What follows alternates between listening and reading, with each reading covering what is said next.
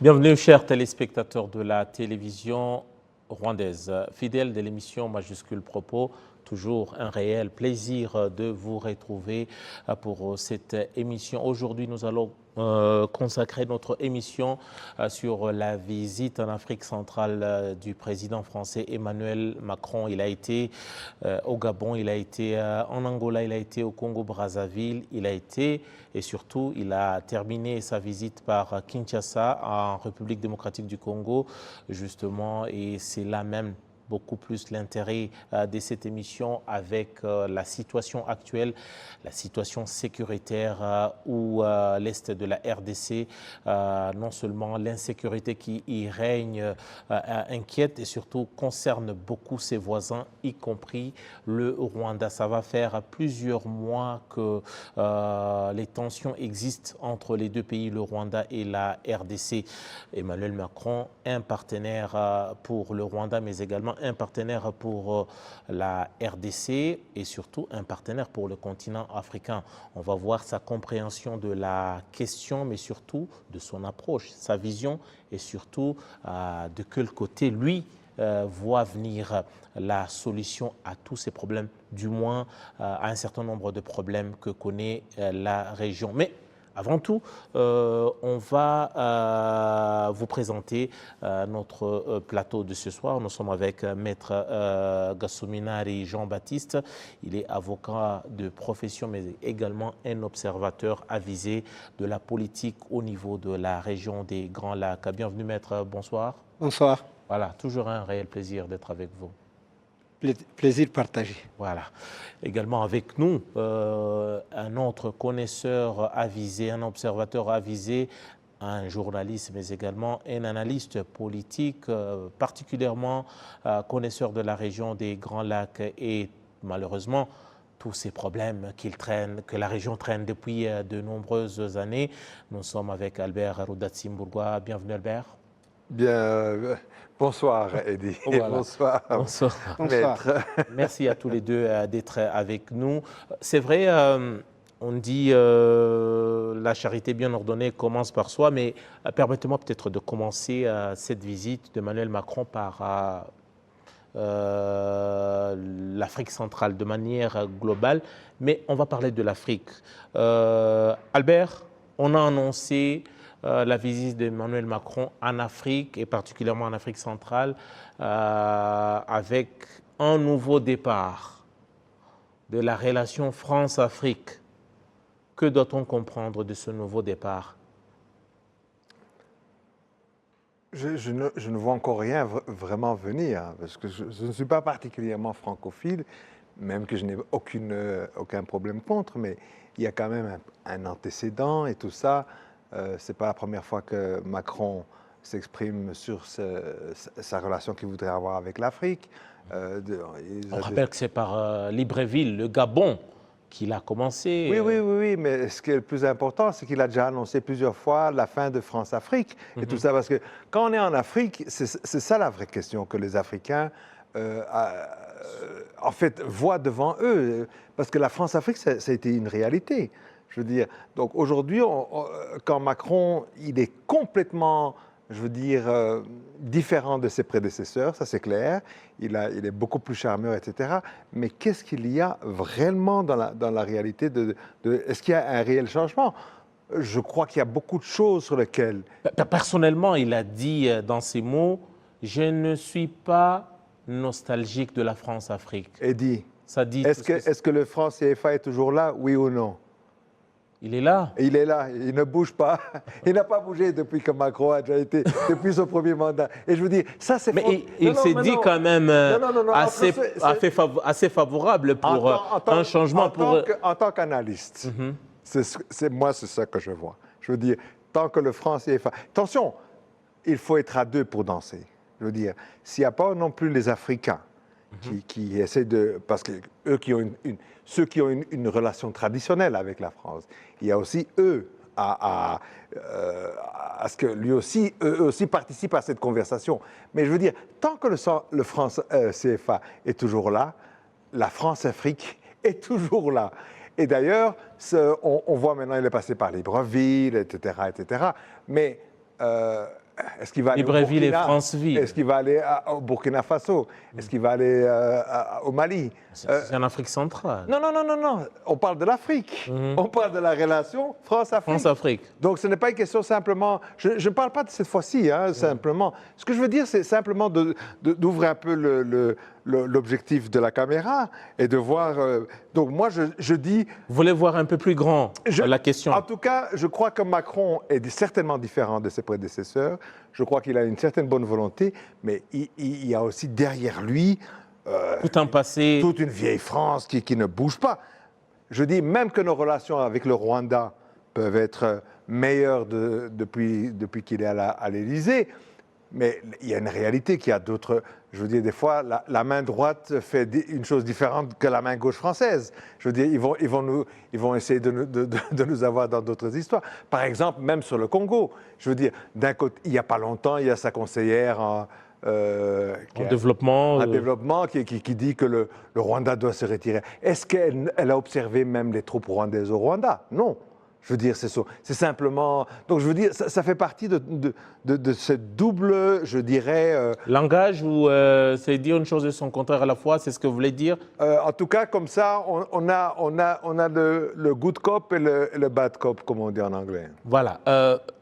Maître Gassouminari, tout de même, vous avez vécu, vous avez vu quand même cette politique française en Afrique au cours des années.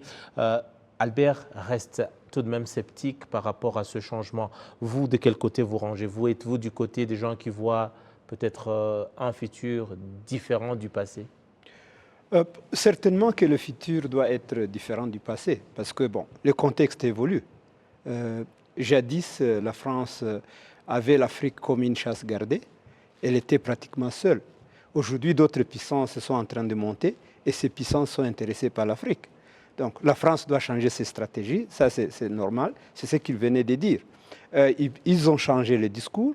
Le discours de Macron diffère des discours de ses prédécesseurs, mais aussi la compétition, elle est rude.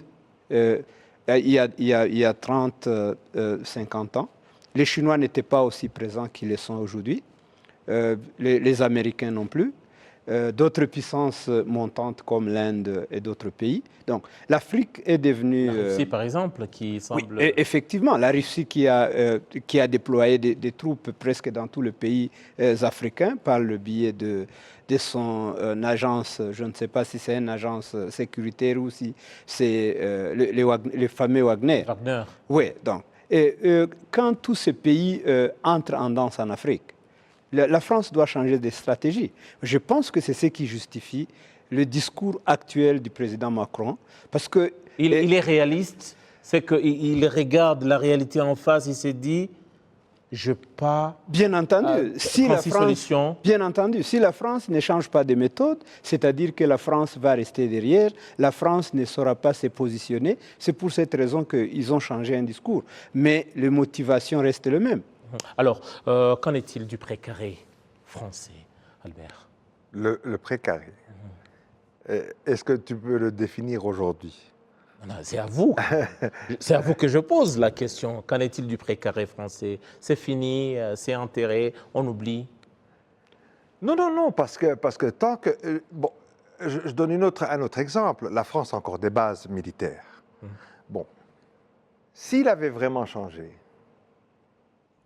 il parlerait quand même avec les pays là où il y a les bases françaises.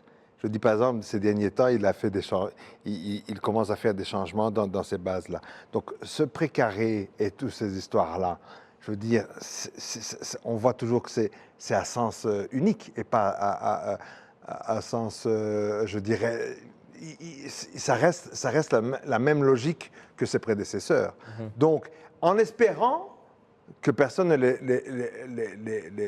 les chasse, les fout à la porte, comme on dit en bon français, comme on l'a fait par exemple au Mali.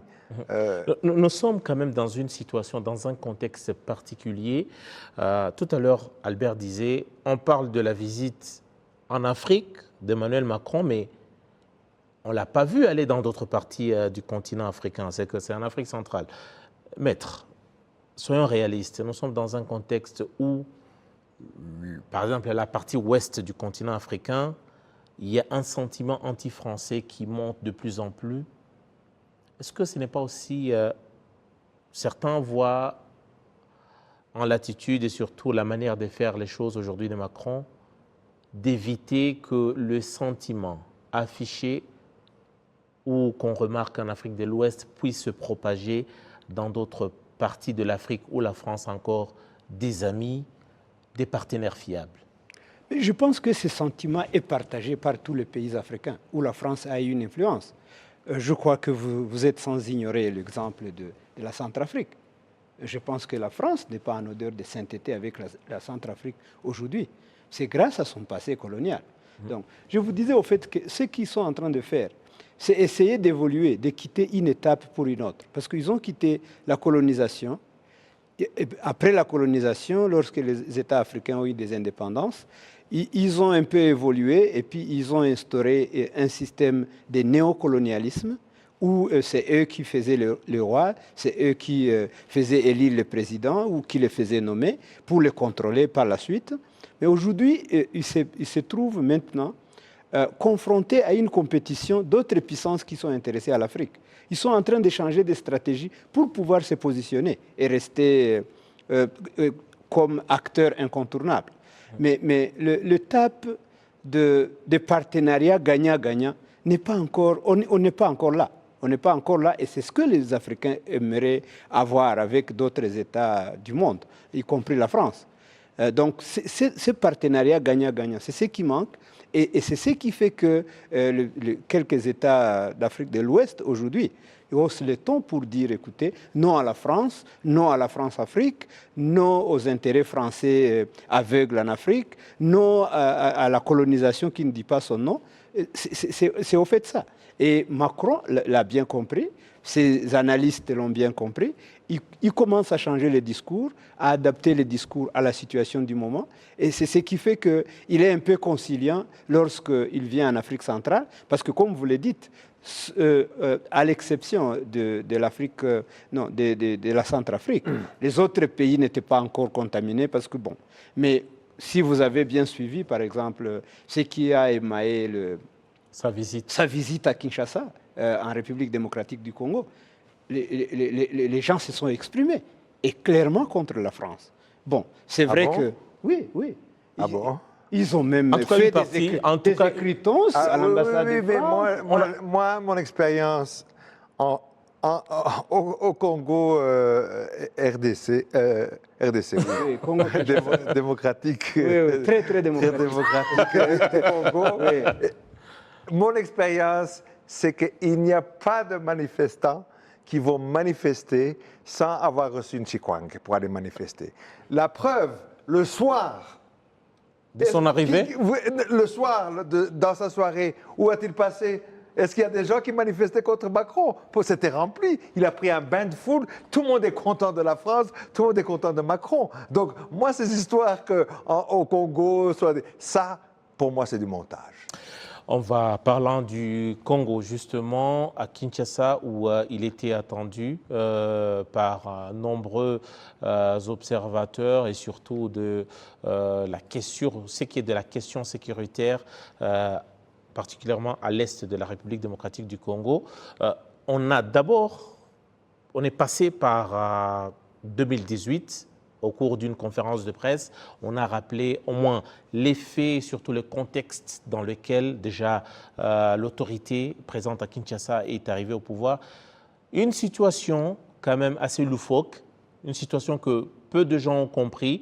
J'aimerais bien peut-être qu'on puisse suivre cet élément. J'aimerais avoir vos commentaires sur cette histoire et surtout de ce qui s'est passé.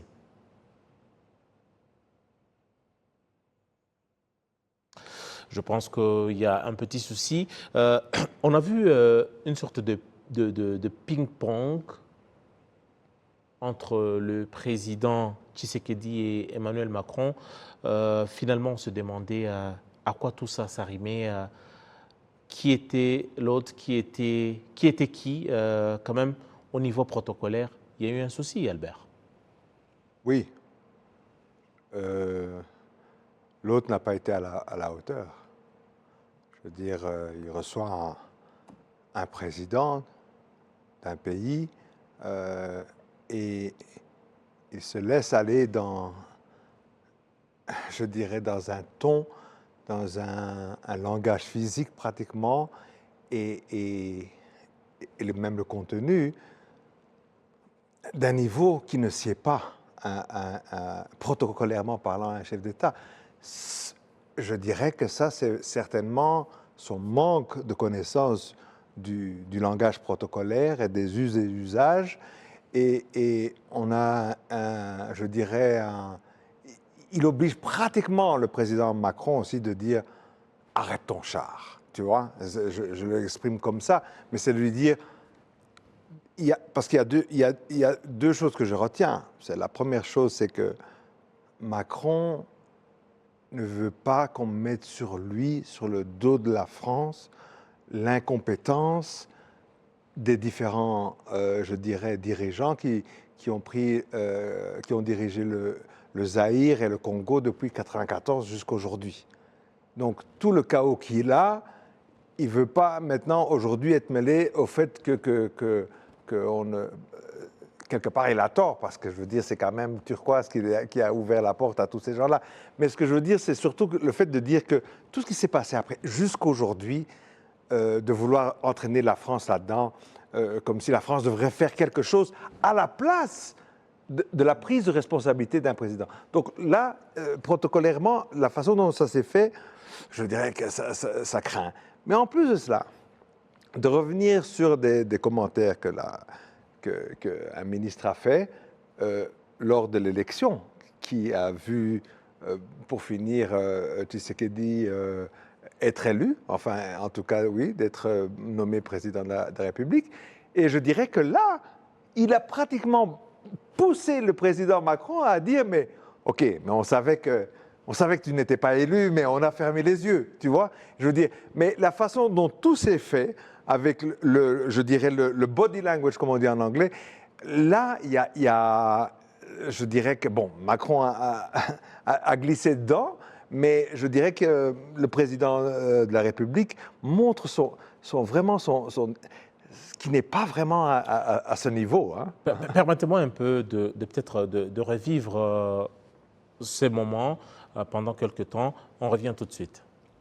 Le business dans les affaires en République. Apporter un commentaire au commentaire. Je m'explique. D'abord, je pense que c'est très bien parce qu'on lève beaucoup de malentendus à travers ce jeu de ping-pong. D'abord, je veux que vous sachiez que quand il y a des problèmes électoraux aux États-Unis d'Amérique ou en France, la presse française en parle. Elle les dénonce, elle l'explique, elle s'en saisit et elle en parle de manière aussi intraitable qu'elle le fait quand elle parle de vous. Donc il n'y a pas de double standard. Ce qui serait inquiétant, c'est si la presse française n'en parlait pas pour vous, mais elle en parle aussi pour nous. Mais pas de compromis. Non, mais elle parle de tout, elle parle de malversation quand il y en a. Elle parle beaucoup plus, elle va beaucoup plus loin, il n'y a pas de sujet. Elle essaie de dire la vérité, c'est le travail d'une presse indépendante. Et donc, il ne faut pas être choqué que la presse, quand elle a écho, quand elle entend des oppositions qui disent qu'il y a des problèmes, vous pose la question. Ce serait un double standard si elle disait on est en Afrique, donc on ne pose même pas la question, c'est pas un sujet. Non, elle pose la question, mais elle le fait aussi chez nous. Chez nous.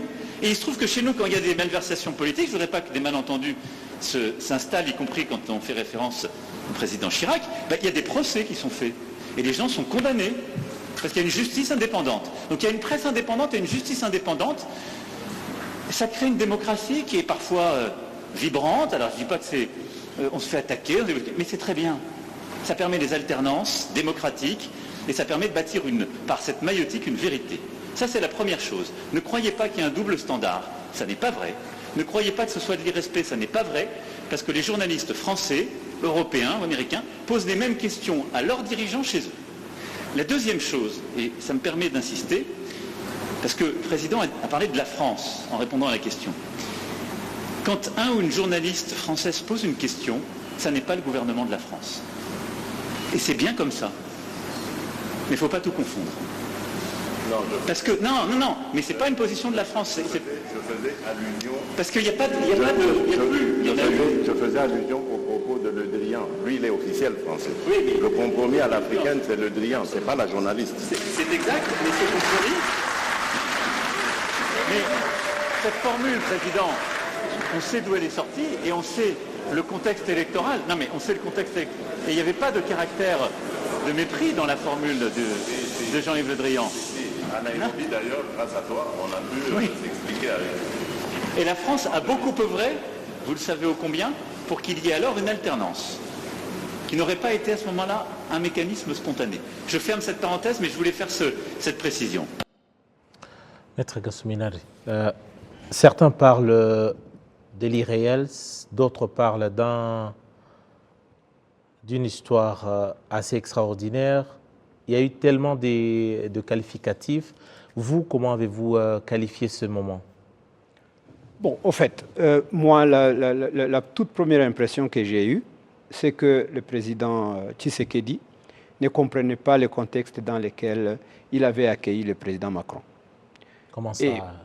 On l'a attendu pendant de longues semaines quand même. Oui. À l'attendre pendant de longues semaines ne signifie pas que forcément on comprend le contexte dans lequel il est dans le pays. Donc, l'attendre est une chose, mais comprendre aussi le dessous de sa visite était une autre. Et c'est ce qu'un observateur averti a tout de suite vu pendant la conférence de presse qui a été animée par les deux chefs d'État. Des deux, Tshisekedi attendait d'Emmanuel Macron qu'il allait avaler tous ces mensonges, tous les discours mensongers autour de la question sécuritaire à l'est du Congo.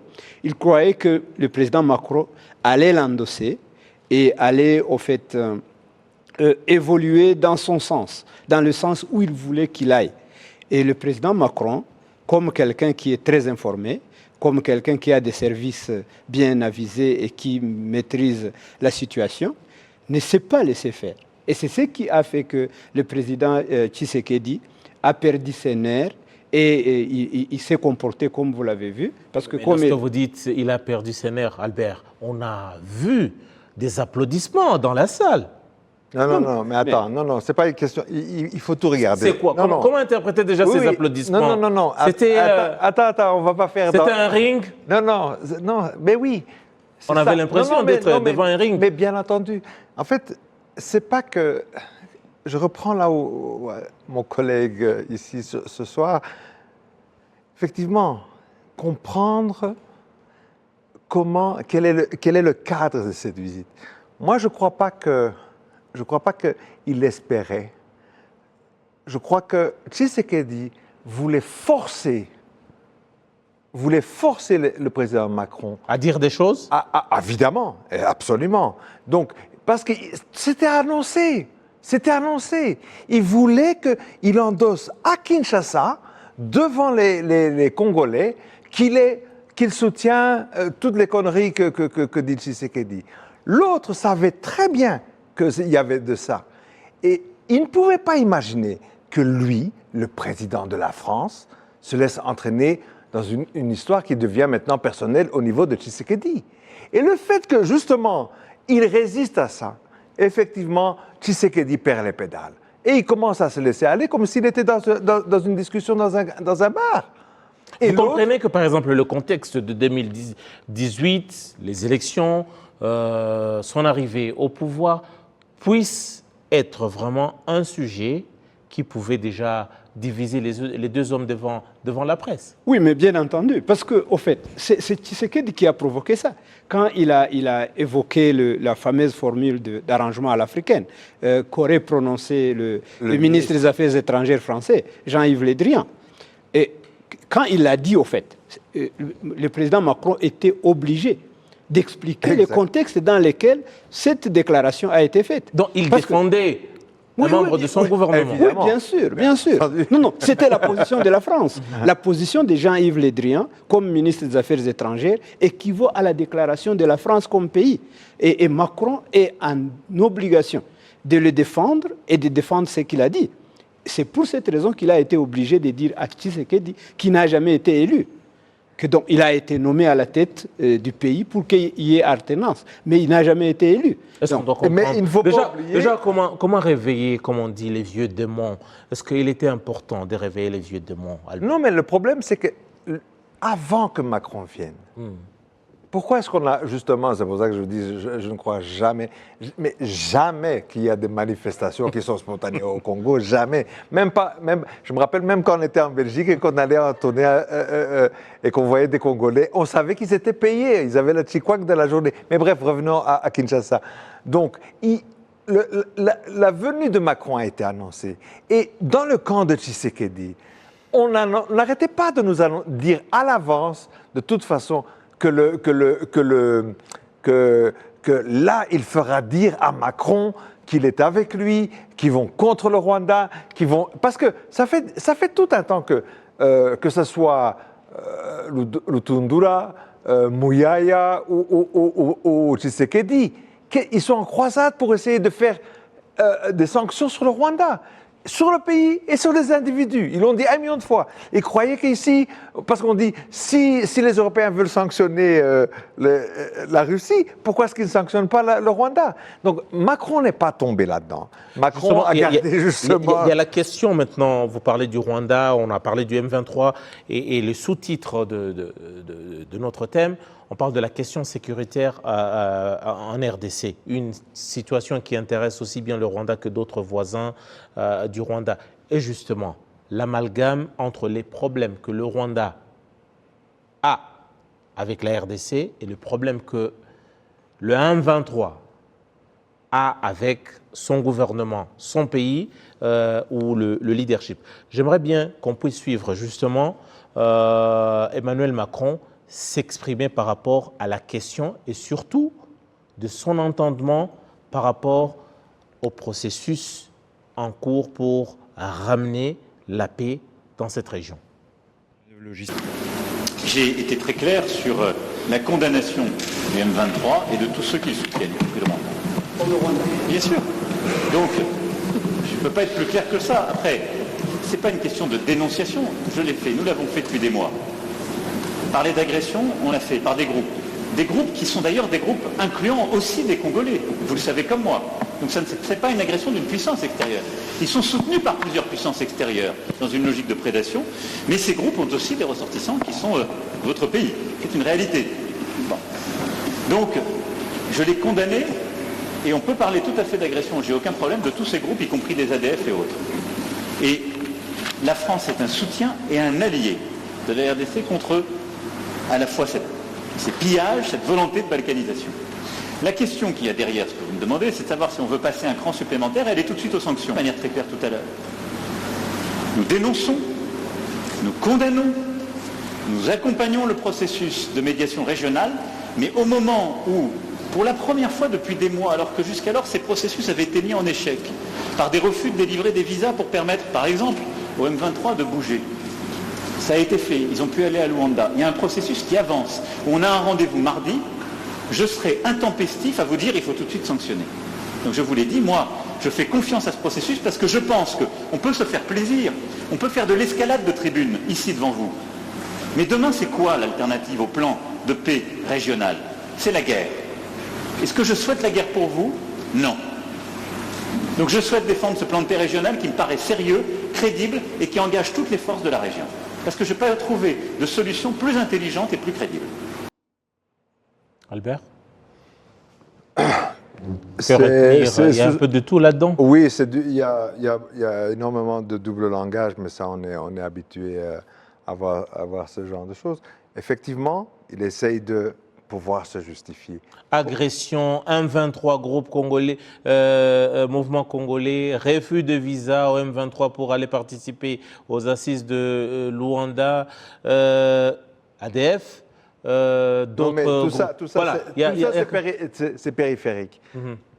Plus important, c'est de dire non, je ne rentre pas dans les histoires des sanctions. Tu vois? Parce qu'il y a quelque chose qui est en cours.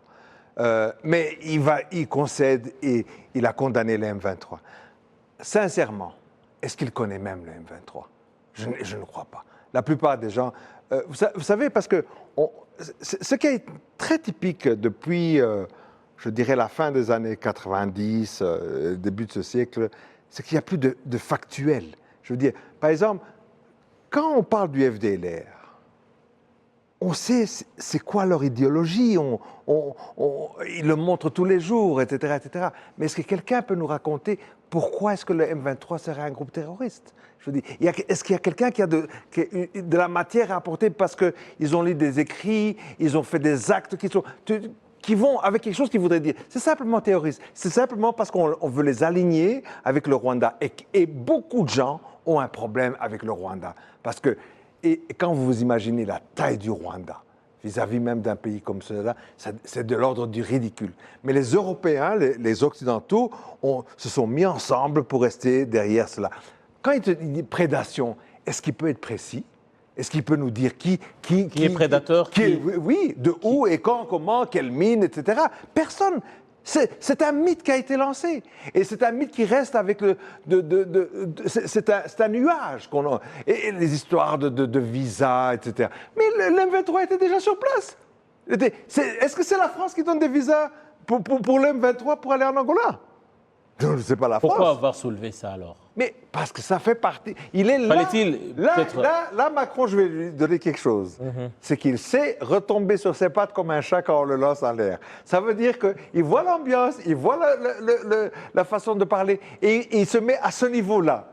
Il fallait balancer un truc qui puisse plaire au public. Mais et en même temps pouvoir garder une certaine ligne droite de dire non, aujourd'hui, les sanctions, ce n'est pas la priorité. Parce qu'il y a, au moins, lui, il dit, il y a une solution, une recherche de solution africaine et il fait confiance. Ça veut dire, il revenait de chez João Lourenço. Oui. Donc, sûrement qu'ils en ont parlé. Mais évidemment, non, mais évidemment, bien entendu.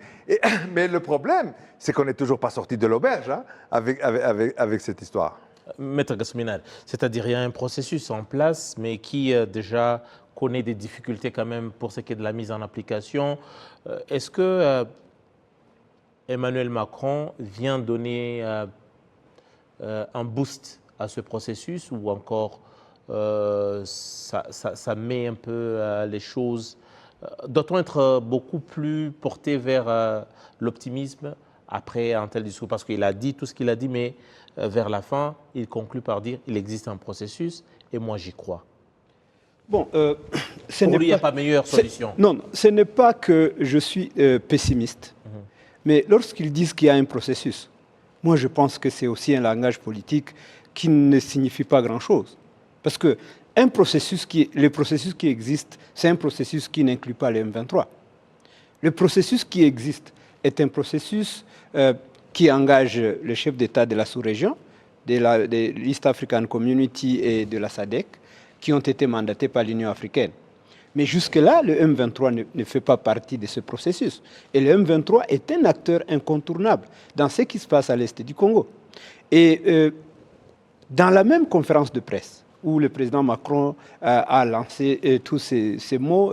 Moi, j'appelle ça amalgame d'ailleurs, parce qu'il a amalgamé, il a mélangé les choses, il a parlé des puissances extérieures qui soutiennent le M23 au pluriel. On ne sait même pas si ces puissances existent où. Donc, il a lancé, il a fait un discours pour plaire à son hôte.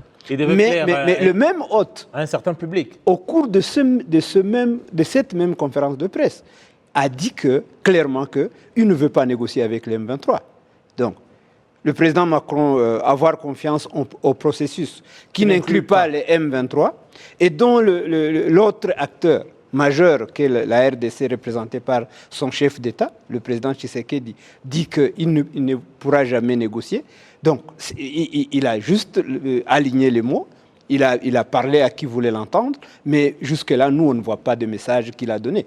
On ne voit pas de message parce que pour résoudre le problème à l'est du Congo, il faut inclure tous les protagonistes et tous les acteurs de cette guerre. Et les principaux, c'est le gouvernement congolais et le M23. Alors, pour mieux vous comprendre, oui. Pour ce qui est du processus de Nairobi, ou encore celui de Luanda, Macron n'y a rien ajouté. Non, il ne pouvait rien y ajouter. Plaçons les choses dans leur contexte. Okay. Le processus de Nairobi s'apparente à quoi?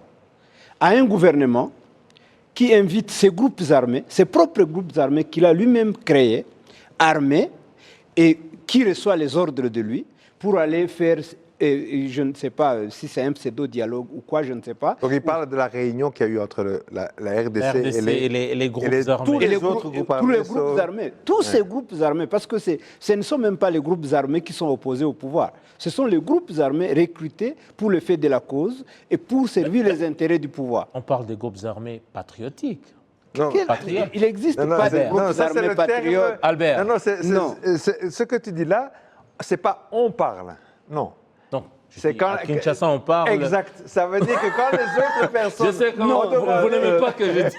Non. À Kinshasa, on parle des groupes armés, patriotes ou patriotiques. Voilà, non, mais c'est bien de dire pour les gens qui nous écoutent et qui nous regardent, c'est parce qu'il y a eu, comme dit Maître Gassoumina, donc normalement une réunion qui avait été prévue à Nairobi, auquel les groupes ont été conviés. Et il n'y a que les groupes en fait qui travaillent enfin, dont les observateurs savent qu'en fait ils sont en collusion avec les gens. Et quand les autres personnes, quand les autres membres de la région ont demandé aux Congolais pourquoi alors Kinshasa a répondu mais eux c'est des patriotes. Donc, alors que c'est des groupes armés. Donc Alors, Je n'avais pas bien fini mon idée. oui. J'expliquais ce qu'on appelle le processus de Nairobi et le processus de Luanda. Donc, Peut-être, maître, permettez-moi de revenir à vous tout à l'heure. Albert, alors on doit dire, il y a un processus, les deux processus. non mais il n'y en a qu'un. Non, En fait, il n'y en a justement, qu'un. Les deux abordent les choses dans un même sens et qu'aujourd'hui, les deux, on les amène ou encore, Non, mais, on va avec les deux. Aujourd'hui, alors, moi, ce que je veux savoir, c'est que pour vous, à vous entendre, la visite d'Emmanuel Macron n'aura rien apporté à ce processus ou à ces processus. Non, ok, d'accord. Mais écoute, ça ne sert à rien de rajouter tout le temps plus de brouillard là-dedans. Il n'y a qu'un seul processus. C'est la feuille de Luanda. Il y a eu des réunions à gauche, à droite, et Nairobi a été avant Luanda, mais il n'y a qu'un seul processus. C'est Luanda. Et alors, Macron ne sait rien apporter à un processus qui est africain. Je veux dire, la seule chose qu'il peut faire, c'est de déranger peut-être un processus. Mais donc, Macron, ce qu'il est venu dire, c'est que lui, il a confiance en ce processus. Et que donc, il ne faut pas lui demander, lui, il soutient l'idée, et il ne faut pas lui demander donc de vouloir intervenir. Donc, je vais quand même vous rajouter une petite chose, Oui, oui. Un petit détail. Le M23 est allé déjà. Ils se sont déjà vus avec Joao Lourenço. Ils se sont convenus sur un cessez-le-feu. un cessez-le-feu, etc. Mais Et j'aimerais- jusqu'aujourd'hui, j'aimerais- laisse-moi terminer juste cette phrase. Et jusqu'aujourd'hui, il y a une frustration à Luanda parce que Kinshasa n'a toujours pas répondu là-dessus. J'aimerais bien qu'on revienne là-dessus, justement de ce contact direct avec le président Lourenço. Mais vous aviez quand même un point à éclairer tout à l'heure quand je vous ai arrêté. Oui, tout à fait. Au fait, je disais que le processus, effectivement, existe. Il a été amorcé par les chefs d'État de la sous-région. L'Union africaine a mandaté le président Lourenço. Mais jusque-là, c'est au niveau des contacts. Il avait reçu un message qu'il devait donner au M23. Le M23 s'est rendu à Luanda pour prendre ce message des chefs d'État qu'avait Lourenço. D'ailleurs, ils se sont convenus qu'à partir du 7 mars, à midi, qu'il y aura cessez-le-feu. Mais jusque-là, tout ce processus qui a été amorcé par les chefs d'État, c'était pour dire, écoutez, il faut que les hostilités cessent et que le processus politique prenne place. Mais comme Albert l'a dit, pour jouer au tango, il faut être à deux. Si le gouvernement congolais dit qu'il ne veut pas négocier avec le M23, est-ce que ce processus va aboutir? Il ne pourra jamais aboutir. Est-ce que doit-on changer peut-être de vocable, peut-être éviter le mot négociation, rentrer en contact peut-être? ou écouter le M23? Moi, je crois que c'est les mots qui dérangent, Albert. Depuis que tout ce processus a commencé, je crois qu'il y a quelque chose qu'on rate peut-être, qui est évident. C'est que la plupart, maintenant, des partenaires à ce processus voient très bien que Kinshasa pédale toujours à contresens. Ils le voient. Eux-mêmes, ils ne sont pas aveugles. Dès que la réunion se termine, il y a toujours Kinshasa qui va faire une action ou un communiqué qui va au contraire de ce qu'il est. Donc je crois que tout le monde essaye de prendre le Congo avec des pincettes, avec des gants, etc. Encore même maintenant, je veux dire, Lourenço maintenant, il attend aujourd'hui une réponse de Kinshasa, qu'il n'a toujours pas eu. Alors que lui, il a annoncé le 7, c'est dans 2 jours, là. Peut-être qu'il fallait attendre le passage de Macron avant. Pourquoi Macron, il est quoi là-dedans? Une condamnation, après une condamnation possible. Mais il est parti, il ne va pas condamner. Mais le problème, la vraie question, c'est comment, en fait, pour tous ces chefs d'État, comment gérer ce type-là? Parce que c'est du jamais vu. Je veux dire, quand quelqu'un est vraiment en problème, et Lourenço connaît, il est expérimenté, c'est un général qui s'est battu, qui s'est battu et qui a dû négocier aussi. Donc, lui, ils ont une certaine expérience. Je dirais que l'Ouganda... D'ailleurs, vous avez vu que Museveni est allé dire bonjour à Ramaphosa. Cyril Ramaphosa en Afrique du Sud. Oui, en Afrique du Sud. Et que justement, il y a quand même une vidéo qui est partout sur les YouTube et les réseaux, etc., où Museveni dit à Ramaphosa que lui-même a demandé à Tshisekedi s'il faisait partie des traîtres ou bien des freedom fighters, tu vois, parce qu'il disait les gens qui ne comprennent pas. Ce qui veut dire que les gens de cette région-ci, à mon avis, ils prennent beaucoup de gants pour essayer de faire comprendre à Tshisekedi qu'on ne peut pas ne pas négocier avec donc le côté politique. Albert parle des gants, il parle des pincettes, il parle d'une certaine prudence, on essaie un peu de cajoler, d'y aller à mollo, mais je veux dire aussi, si on continue comme ça, Maître Gassouminal, n'est-ce pas là, on risque d'assister à une sorte de dialogue des sourds où finalement chacun sait ce qu'il pense, mais le message ne passe jamais. Mais effectivement, c'est ce qui va arriver. C'est ce qui va arriver parce que si vous regardez actuellement, les autorités congolaises, ils passent toute leur journée en train de pleurnicher. Partout où ils vont, dans des réunions internationales, à chaque occasion. Ils ne font que pleurnicher. On parle d'une diplomatie agissante à Kinshasa. Effectivement, il l'appelle agissante, mais nous aussi, nous disons que c'est une technique de pleurnichard. Ça n'a rien à voir avec des diplomaties agissantes. Rien du tout. Oui, la diplomatie agissante fonctionne autrement. Et les résultats, vous les avez vus. Parce qu'ils attendaient d'Emmanuel Macron qu'il allait endosser leur discours, qu'il allait endosser leurs mensonges, mais il leur a dit en face, écoutez, je ne peux pas avaler tout ce que vous me donnez, parce que ce n'est pas vrai. Vous dites que vous avez été agressé. Non, il n'y a pas agression. Les acteurs sont nationaux et vous le savez bien que moi. Il nous faut par exemple dire que c'est un mouvement qui attaque, qui fait du mal, qui est soutenu par des puissances extérieures. Mais c'est un mouvement congolais. Voilà, oui.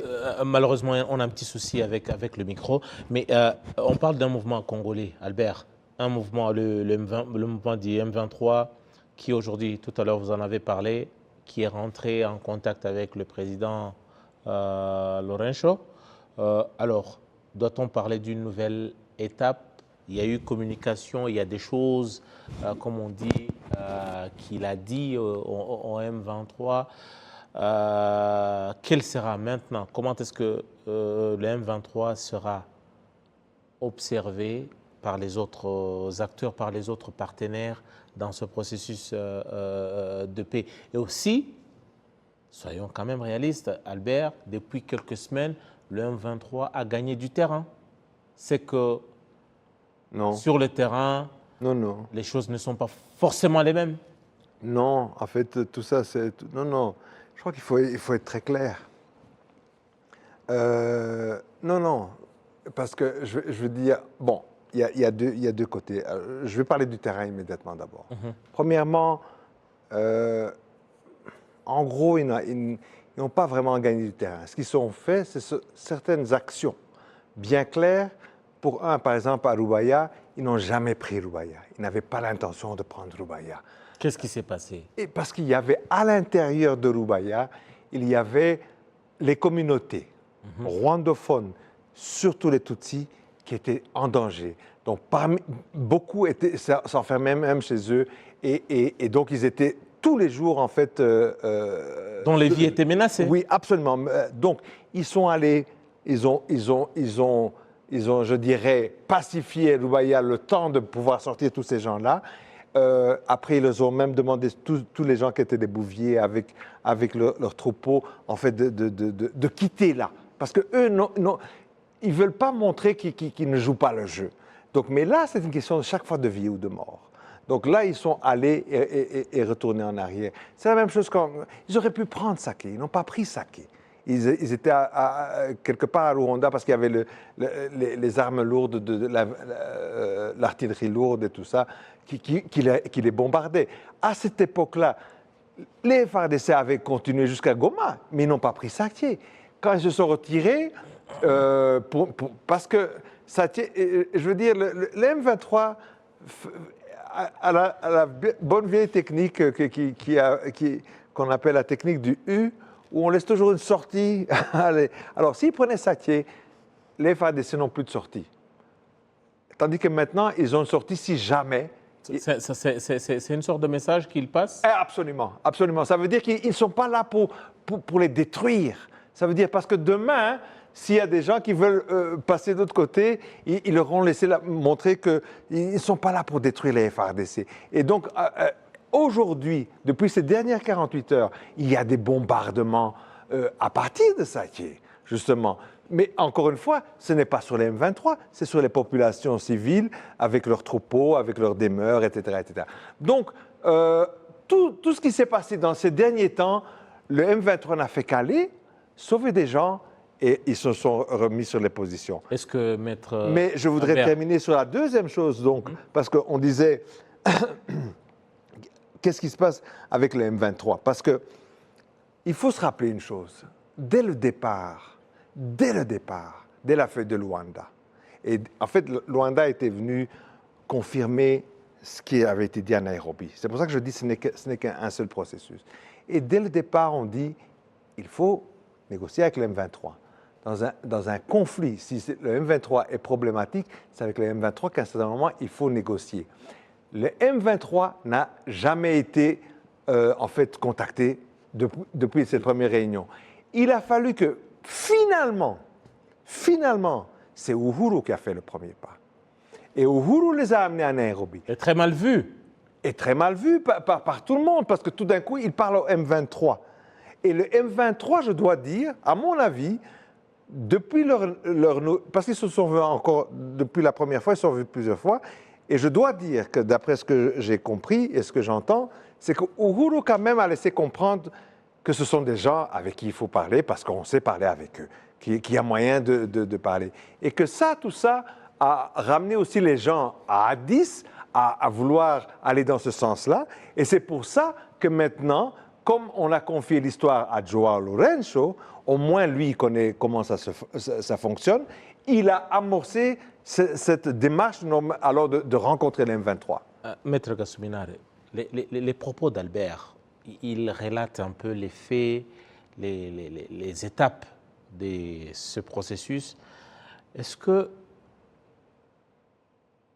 les partenaires aujourd'hui dans ce processus, sauf peut-être, ou à l'évidence, sauf la RDC, tout le monde s'accorde sur, au moins, la nationalité du mouvement M23 et surtout son cahier de charge, sauf Kinshasa. Si aujourd'hui tout le monde accepte que le M23 est un mouvement congolais et qu'à Kinshasa, on ne veut pas l'entendre de cette oreille. Est-ce qu'on n'est pas en train de s'enliser? Non, ce n'est pas comme ça que je le vois. Je ne pense pas que la nationalité du M23 soit objet de débat. Parce que tout ce monde, c'est Non, déjà... mais à Kinshasa, on ne veut pas entendre parler. Le fait que Kinshasa ne veut pas entendre, ça ne change Si rien. tout le monde s'accorde sauf Kinshasa. Non, ça ne Pourtant, il faut Kinshasa pour ça ne décanter change la rien sur situation. le fait les papiers sont clairs. Ça ne change Ils sont rien. congolais. Non, parce que Alors, qu'est-ce qui se passe? ils sont tous anciens de Oui. l'armée congolaise. Donc là, ce sont des évidences. On ne peut même pas nous y attarder. Mais vous veniez... On parle de certains même qui sont encore sur les listes de paye. Mais bien sûr, tout le monde chez les est sur... FRDC. Non, tout le monde est sur la liste de paye. Mais où va l'argent? C'est la corruption qui gangrène tous les systèmes congolais. C'est pas moi qui l'ai dit, ce sont les faits qui parlent d'eux-mêmes. Ce que je vous dirais, par exemple, vous veniez de soulever quelque chose de très important quand vous avez dit que le M23 prend du terrain. Moi, je suis d'accord avec cette déclaration. Parce que lorsque le M23 combattait dans le territoire de Rutshuru, le gouvernement arrivait à convaincre la population de fuir les lieux qui ont été capturés par le M23. Et c'est ce qui explique la présence de tous ces déplacés internes à Kanyaruchinya, par exemple, à l'entrée de la ville de Goma. Mais les territoires qui ont été conquis par le M23 récemment dans les territoires de Massissi, à commencer par une très grande agglomération qui s'appelle Kichanga, Muhongozi, Mweso, Burungu. Aucun citoyen n'a quitté sa maison. Donc, déjà ça montre que même les citoyens congolais, les habitants, ont confiance au M23. Et si, par hasard... Ce sont des images, apparemment, qui ne font pas très, très plaisir, Albert. Lorsque, oui, mais bien entendu, je vais finir mon... Lorsqu'on voit la sortie et surtout la conversation, les échanges avec les rebelles du M23, on dit non, comment ça converse? Pourquoi ce contact? Oui, effectivement, mais vous avez vu des bains de foule, par exemple, que le M23 arrive à réunir à Mweso, à Kichanga, à Burungu, récemment à Mushaki. Vous avez vu tous ces mondes qui ont accueilli le M23 en libérateur. Donc, tout ça, ça fait peur à Kinshasa. Mais pour répondre à votre question très exactement, si le gouvernement congolais ne veut pas négocier avec le M23, qui occupe des pans entiers des terres, presque 40% de la province du Nord Kivu, eh bien, la situation ne va pas s'enliser, mais c'est-à-dire que ces espaces vont échapper à l'autorité de l'État. Et je ne sais pas si c'est ce que Kinshasa souhaite. Échapper à l'autorité de l'État, pour reprendre les propos du président Tshisekedi, face à une situation que vous venez de décrire, Albert, le président a dit clairement le pays aura du mal à organiser les élections. Voilà. Donc, il prépare le glissement. C'est ça. Tout ça, il s'agit... Donc, lui, il pousse à l'extrême pour qu'il puisse glisser et qu'il ne fasse pas d'élection, qu'il se tape encore 2 ans. Vous pensez que tout ce qu'il y a, c'est qu'il y a un agenda derrière? C'est parce qu'on s'est arrangé à l'africaine, on a choisi le mauvais candidat. Et ce mauvais candidat n'est pas sûr de gagner les élections s'il les organisait. Et toute raison, toute cause qui ferait de ces élections quelque chose d'impossible est le bienvenu pour Tshisekedi et son régime. Absolument. Et il va tirer ça en longueur aussi longtemps. Donc ça veut dire que lui, il a 2 Alors, agendas. à quoi aura servi Nairobi, Luanda et tous ces efforts? À quoi cela aura servi? C'est une question qu'il faut poser à chaque chef d'État qui se retrouve chaque fois là-bas à cette réunion pour dire la même chose de toute façon qu'ils ont dit dès le premier jour. Ces gens-là ont une... D'ailleurs, je vais vous dire une chose, parce que tantôt tu as parlé que la SADC au départ n'est pas associée à cette histoire. Hein. C'est Kinshasa qui est allé les chercher. Pourquoi est-ce qu'ils sont allés chercher la SADC? C'est parce que dans le processus, quand le M23 se retire, les FARDC ne peuvent pas aller là-dedans. Les belligérants ne peuvent pas aller ça doit être justement une des forces de la région. Mais À Kinshasa, ils disent, mais alors c'est la souveraineté nationale qu'on est en train de nous priver, tu vois. Et comme personne ne veut rentrer là-dedans, c'est pour ça qu'ils commencent à aller voir encore des autres Africains pour venir se battre à leur place pour faire reculer les M23. Donc il y a toute cette histoire que moi je dis que les chefs d'État de cette région-ci, ils ont une patience énorme de chaque fois devoir se taper ce genre de réunion tout en... parce que là, je veux dire, le feu qu'avait le Kenya au départ, maintenant, on voit quand même qu'il y a une certaine... retenue non, en tout cas, ils sont beaucoup plus, je dirais, plus réalistes à tous les obstacles. Le discours est devenu très conciliant. Exact. Avant, c'est comme s'ils avaient aussi un agenda, ils étaient prêts à passer à l'action, mais aujourd'hui, ils sont plus conciliants, ils ne sont plus menaçants, ils ne comprennent au fait plus rien au Congo. Parce que on parlait tout à l'heure du processus de Luanda. Le processus de Luanda qui définit comment est-ce que le M23 va se retirer pour se positionner dans des positions qui ont été bien établi par les chefs d'état-major de tout ce pays. Y compris le chef d'état-major de l'armée congolaise. Bien entendu, bien entendu, il faisait partie. Et puis, pour que les négociations politiques commencent, parce qu'il parle de processus politique. Les processus politiques n'engagent que... C'est au fait les négociations. C'est comme dire zone sous influence de l'armée de l'Afrique de l'Est et dire zone tampon. C'est la même chose.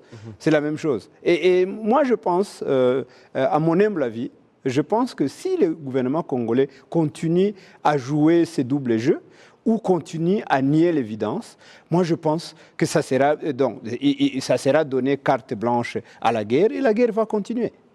Espérons que les efforts en cours, les efforts des chefs d'État et de gouvernement de la région et d'autres partenaires de la paix, les partenaires de la région, auront servi à quelque chose, mais sinon, pour nous, nous souhaitons le retour de la paix dans la région, notamment dans la partie est de la RDC qui aujourd'hui reste quand même une épine pour plusieurs partenaires au niveau de la région, plusieurs pays au niveau de la région. Merci à tous les deux. Albert Loudat-Simbourgois, je rappelle que vous êtes journaliste et analyste politique, également à Maître Gassouminari Jean-Baptiste, vous êtes avocat de profession et également observateur avisé de la politique au niveau de la région des Grands Lacs.